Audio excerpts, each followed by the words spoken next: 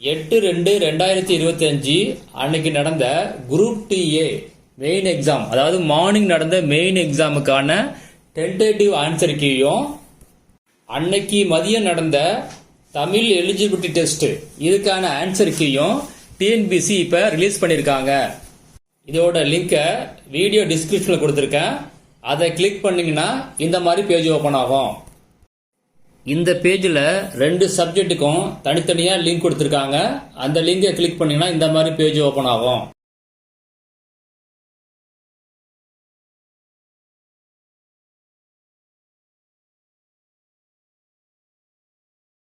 இந்த பேஜில் உங்கள் register number, application number, date of birth கொடுத்து நெக்ஸ்ட் ஒவ்வொரு கொஸ்டினாக செலக்ட் பண்ணி நீங்கள் சப்மிட் கொடுத்தீங்கன்னா அந்த கொஸ்டினுக்கான ஆன்சர் வரும்.